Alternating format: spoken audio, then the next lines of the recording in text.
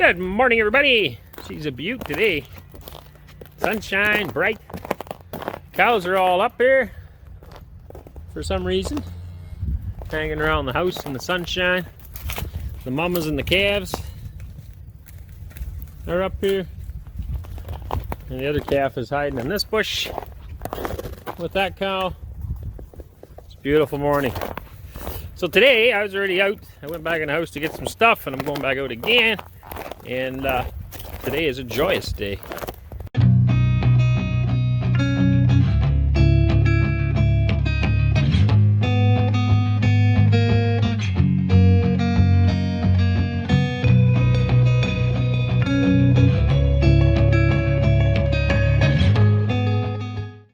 The last video definitely ended in sadness.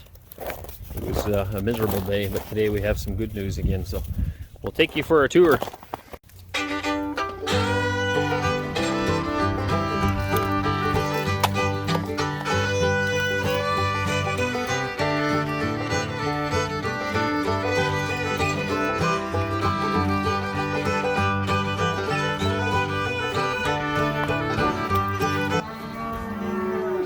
Hey, little buddy.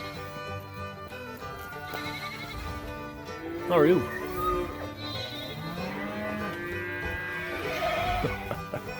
So here's the little bull calf from the other night.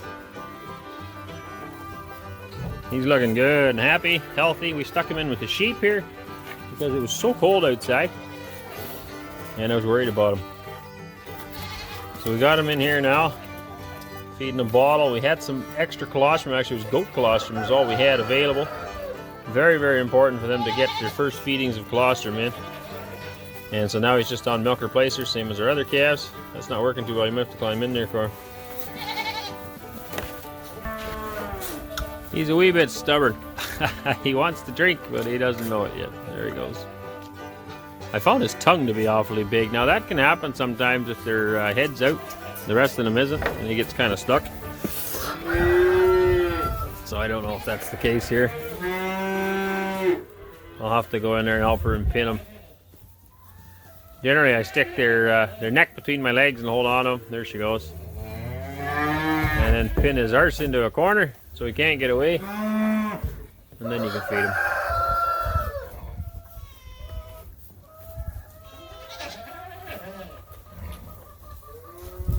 They just get so excited they want to drink.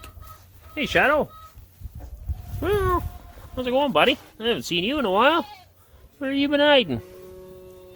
Where have you been hiding? Oh, cute. Yeah. Cute cat. A bunch more of these goats are bagging up too. I think we're going to have a bunch more. Probably more at the same time. That first one was quite a bit ahead of the time. You can see how big the little kid is already. Not sure where the mummy is. That's not it, anyway. You're around here somewhere. So anyway, we're gonna. That's a little bull calf. I'm gonna castrate him this morning with an elastic band. I'll show you that again, and I'm gonna give him his ear tag. So that's the fourth calf born this year. This year being our first year with beef cows.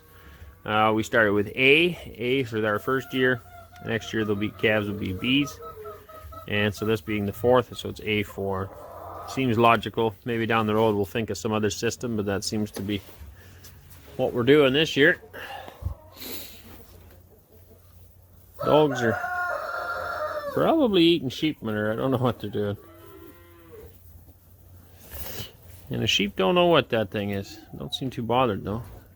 Once they have their lambs, I imagine they will be. Be a few changes this week. I'm going to wean some calves. Well, this week / next week, I guess. We'll be weaning some calves. The ones on Judy, we're going to wean. And the ones in the hutches are going to wean. And Judy, I'm actually going to ship her out. We decided we don't really have the time for milking her. And yeah, she's just kind of a bit ignorant. Doesn't fit in here that well, so we're going to get rid of her and ship her out for meat. We'll take the calves. They're going to go in with Hazel and the other calves in this middle pen. They'll be weaned then.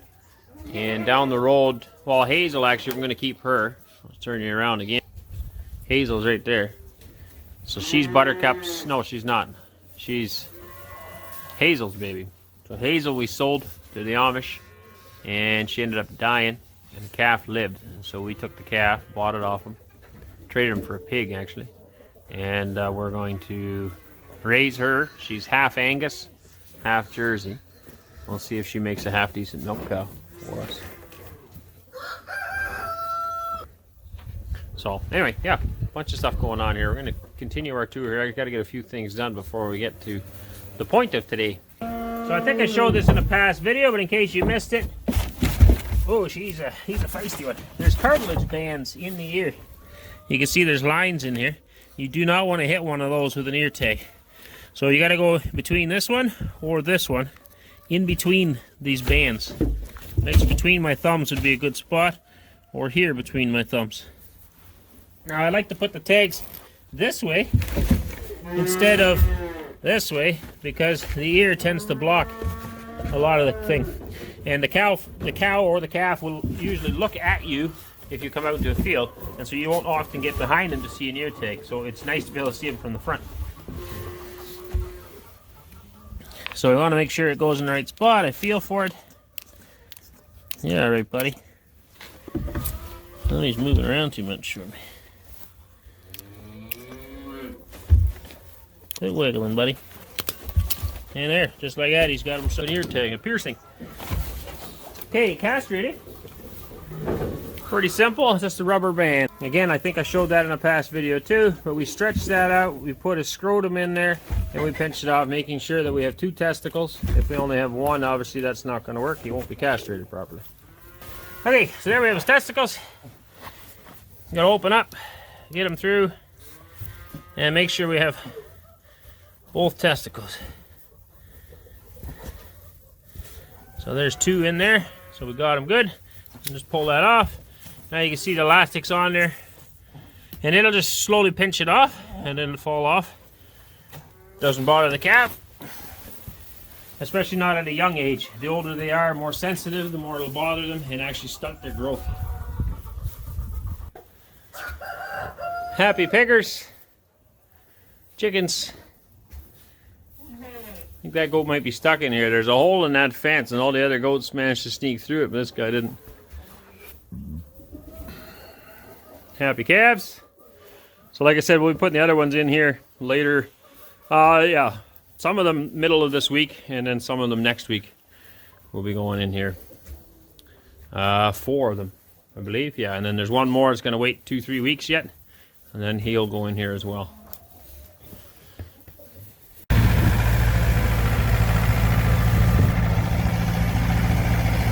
Papa put the calf in the wrapper so that we'd be able to just pull the wrapper away, but I guess the calf got out now. So, don't know what we're doing now. And she's a little feisty.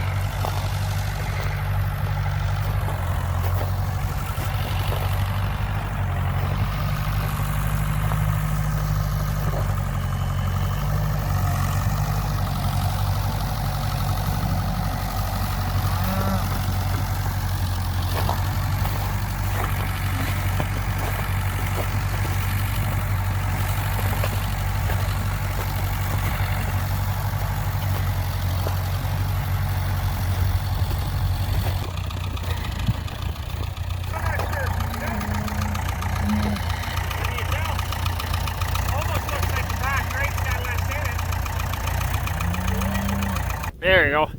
Okay, so I was chasing that. Well, I didn't mean to chase him. You can see the bale wrapper behind me. Where's that thing? Right there.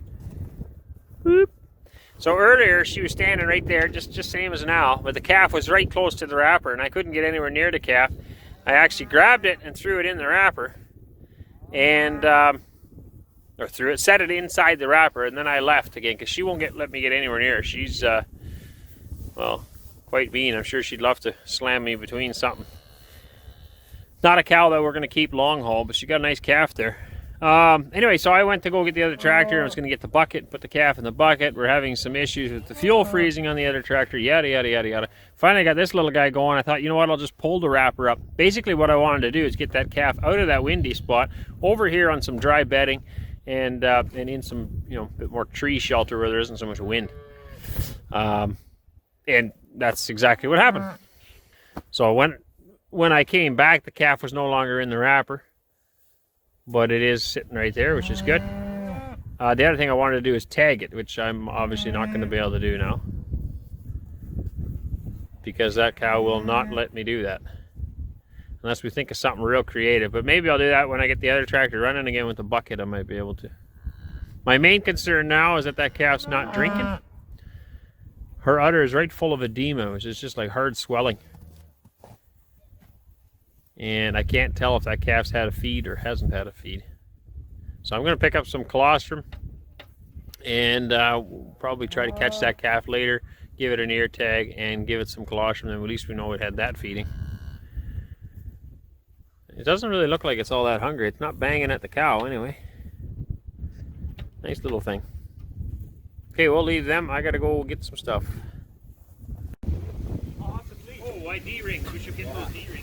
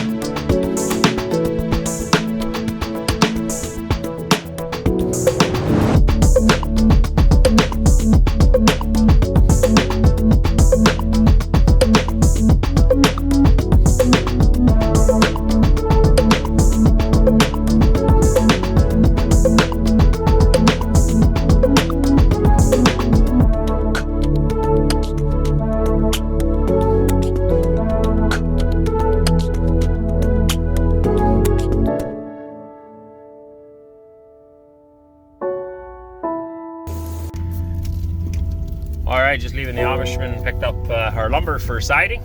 Still haven't decided whether we're going to go board and batten or basically vertically putting on the boards or horizontally. But we got all the pine boards picked up for it. If I go board and batten, it takes a little bit more material because your battens cover up part of the board, right? So there's more square footage used.